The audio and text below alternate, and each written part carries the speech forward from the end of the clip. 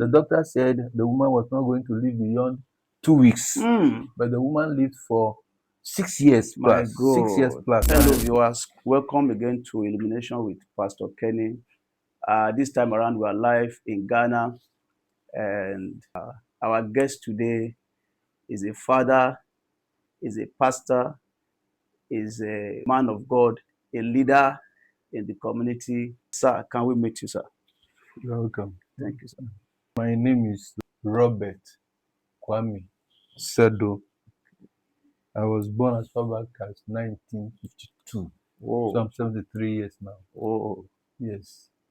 I attended school in Ghana here. When I was trained as a teacher, graduated in the University of Ghana. Whoa. I taught in a number of secondary schools in Ghana. Mm. Before it became necessary for us to migrate to Nigeria, when Ghana became very difficult. Mm. So when I went to Nigeria, I got appointment to teach in a school at Ijebu Ife, Wow. behind Ijebu Ode. Yes, sir. So I was there for some time when it became necessary for Ghanaians in Nigeria to be asked to go back home. But because I was still in government service, I was not affected by that. So I stayed on. I didn't come with a host of people who were coming back home. Okay. I stayed on until such a time that we who were employees of the Ogun State government were declared redundant. Our jobs were taken away from us. It came as a blow, and many of us were not ready to come home. Because if you want to come home, finally, you need a number of years to prepare.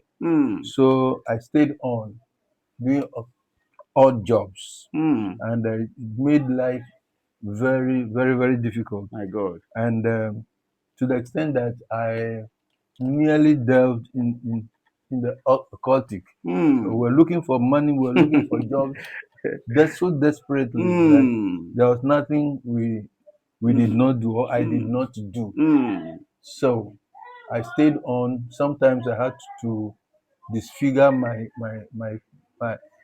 image in order to do odd jobs so that I would not be recognized.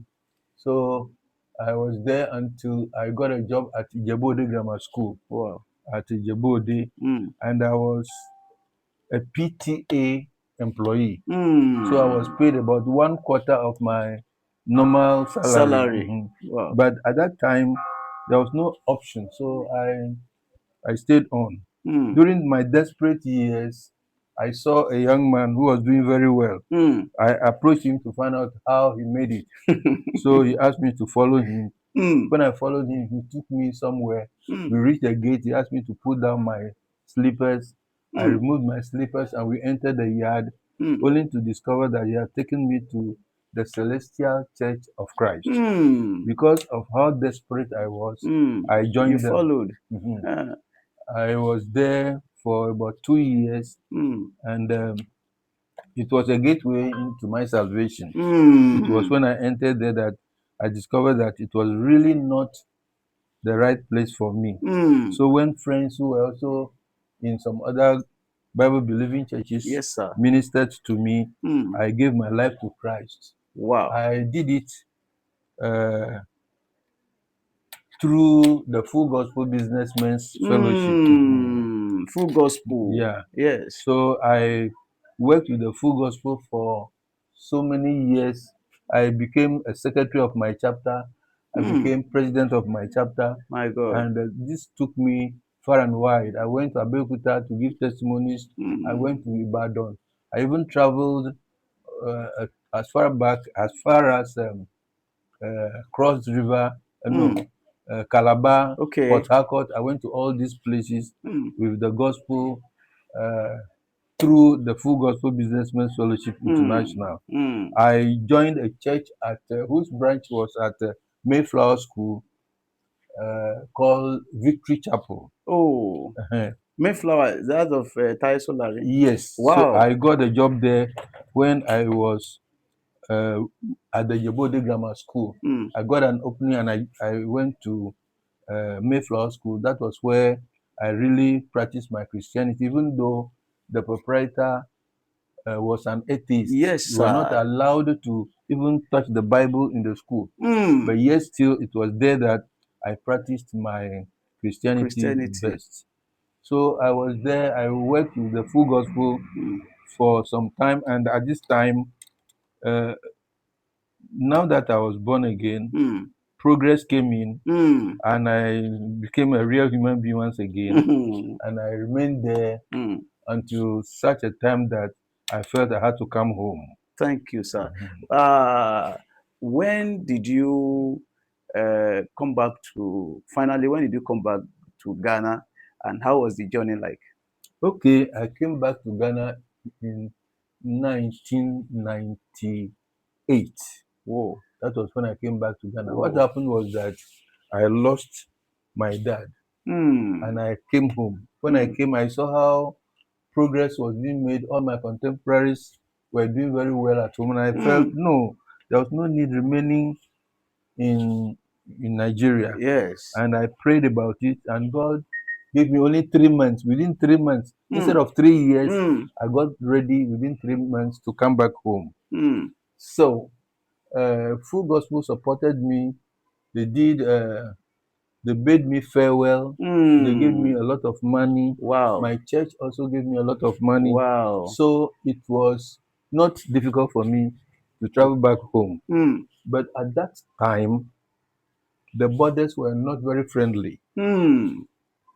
So the money I had, I gave them to my wife to hide in her underskirt. So myself and my 3 children and my wife traveled peacefully. We arrived at Lome. So I went to the money changers to change the money, only to discover that the money was lost. Jesus Christ. Everything got lost. Jesus. We ran back to the vehicle that brought us, Yes. which was still there. Yes. We combed through the vehicle, under the vehicle. We could not get the money. So I had to enter Ghana with almost nothing. Empty-handed. So even to travel from Aflao to my village was very difficult. Very, very difficult. So I entered more or less without anything. It was my mother who I woke up.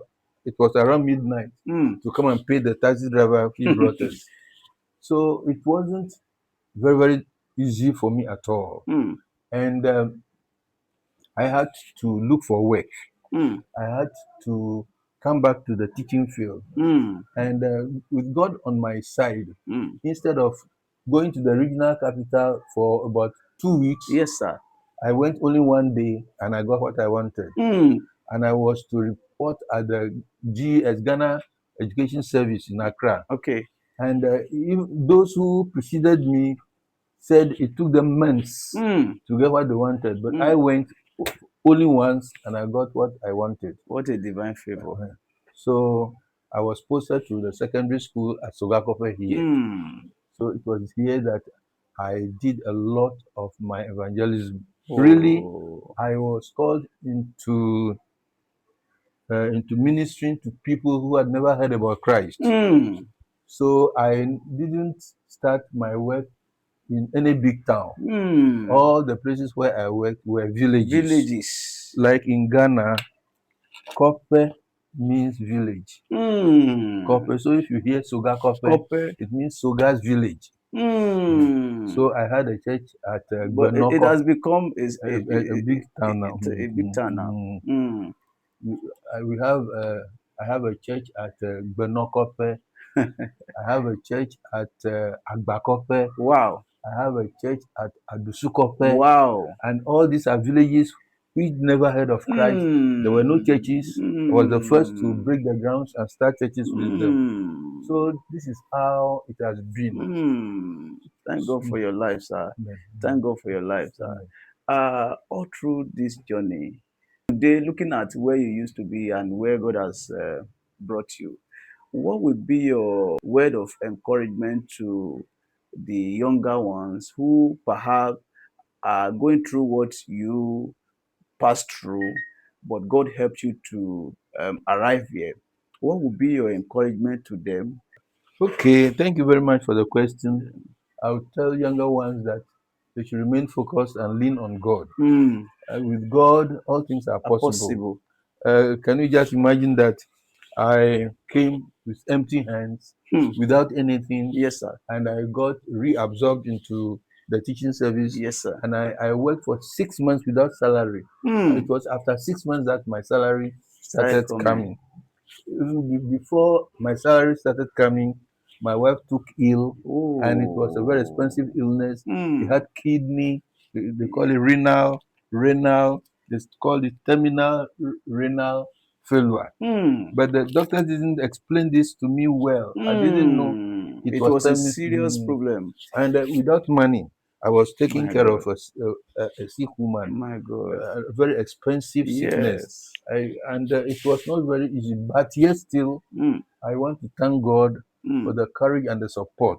The doctor said the woman was not going to live beyond 2 weeks, but the woman lived for 6 years My plus. God. 6 years plus. My And God. the doctor himself was amazed. He didn't. He went back into his books to find out whether he saw it well or not. Like I always say, the truth is different from the fact. The fact was the truth is different from the fact. Yes. The fact was that she had renal failure. Yes, sir. But the truth is that Jesus is Lord. Amen. So with Jesus being Lord, he stayed on.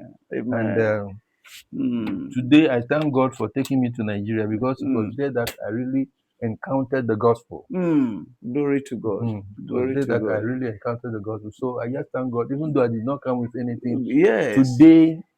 Today I will not regret my life. Today, of course, it's obvious.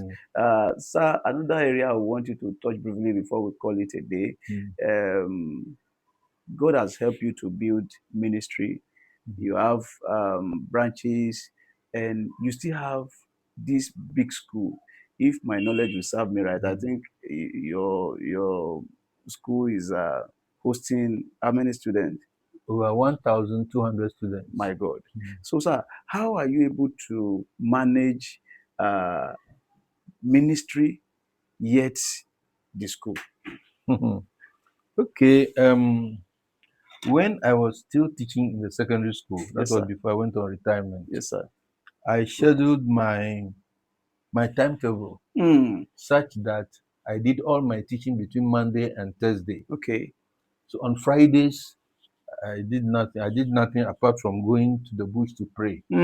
So that was how I started it. I started it, and people were hearing about us and were coming close to us.